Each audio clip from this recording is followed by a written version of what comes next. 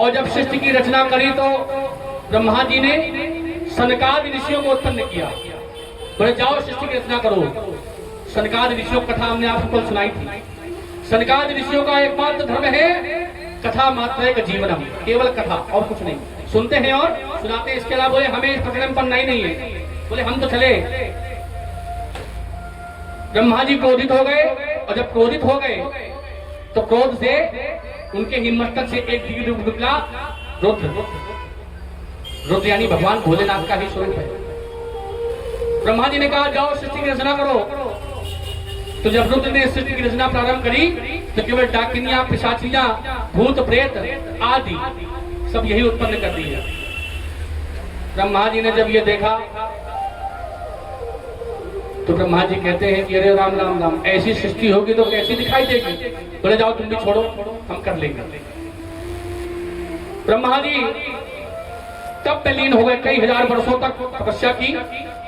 और जब तपस्या से जागृत हुए तब प्रभु ने ब्रह्मा जी को चतुश्लोकी भागवत से सृष्टि का सार बताया। चतुश्लोकी भागवत केवल 4 श्लोकों में पूरी भागवत का सार।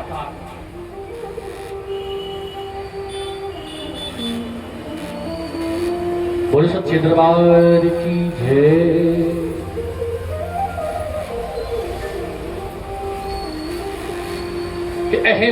अहमेवाशमेवाग्रे नान्यद यद सद सद परम पश्चादहं भेदत्व योग वशिष्येत सोऽस्म्यहम्। अहमेवाशमेवाग्रे नान्यद यद सद सद परम पश्चादहं भेदच्च योग वशिष्येत सोऽस्म्यहम्। विधेयं यत् प्रतीयेत न प्रतीयेत चात्मनि तद्विद्यात्मनो मया आत्माभासो यया तव। यथा महान्ति भूतानि भूतेषु चावशेषमनो अधिष्ठान्य प्रविष्टानि तथा तेषु न प्रविष्टहम्। एतावदेव जिज्ञारूपं जिज्ञासुरात्मनः अन्वयमतिरेकाभ्यां यतस्यात् सर्वत्र।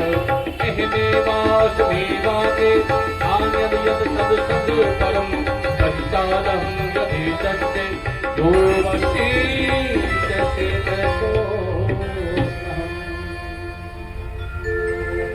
चतुश्लोकी भागवत पुराण ब्रह्मा जी को सुनाई और पूरी भागवत का सार सुनाया। भगवान कहते हैं कि जिस समय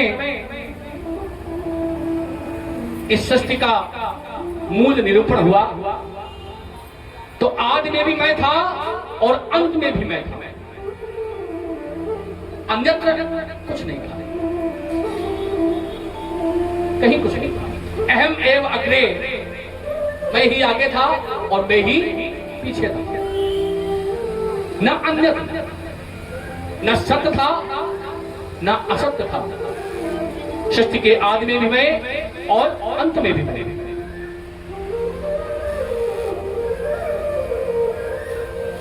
ब्रह्मा जी बोले कुछ तो रहा होगा, कोई वस्तु तो रही होगी।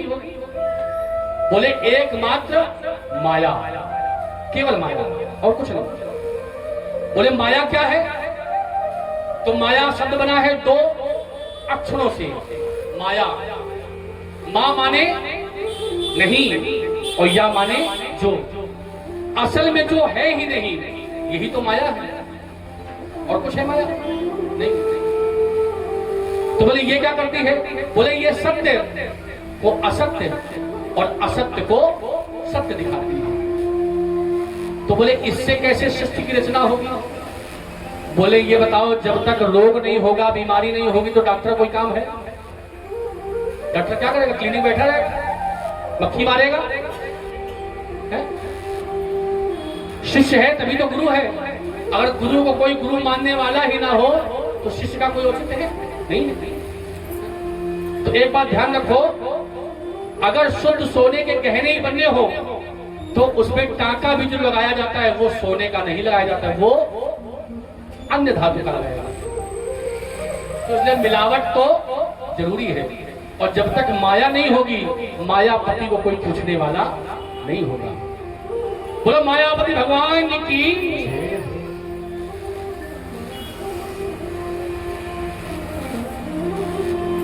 ये सारा संसार केवल श्री विष्णु मैं ही है। श्री हरि श्री राम मैं सब जग जानी, और करहु प्रणाम जोर जो पाई। कहते हैं मिट्टी, भाव अलग अलग है सबके लिए।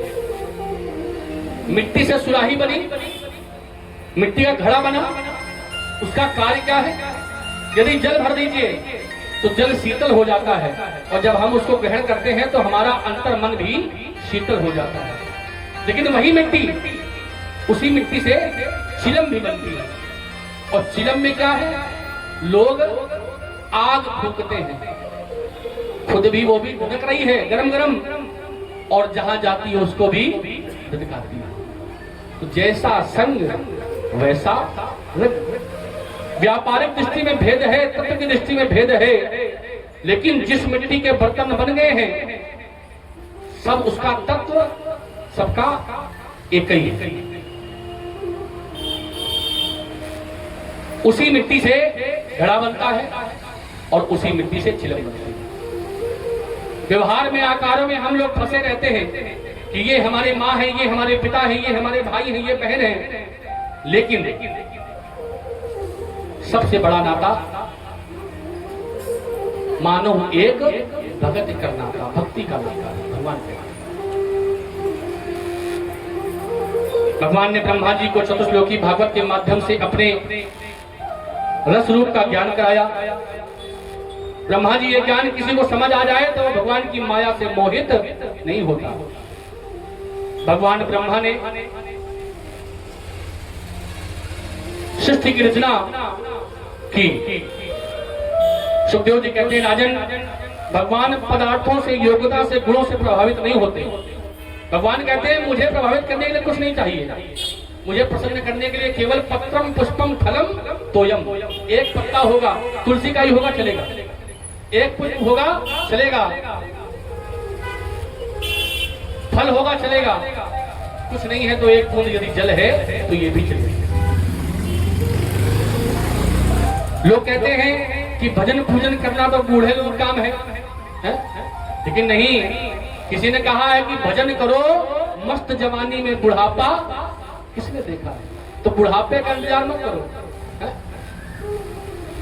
पता नहीं है उम्र कितनी है, और हम लोग आज व्यसनों में ही लगे रहे, कल कहीं एक्सीडेंट हो जाए, कुछ हो जाए, आदमी चला जाए तो क्या मतलब? अरे भगवान का नाम जपो, जब समय मिले तब रखो। क्या ध्रुव को 5 वर्ष की आयु में भागवत कृपा नहीं मिल गई? प्रहलाद को 7 वर्ष में क्या भगवान की कृपा प्राप्त नहीं हुई? हुई। तो केवल हमें अपने भाव जागृत करने हैं।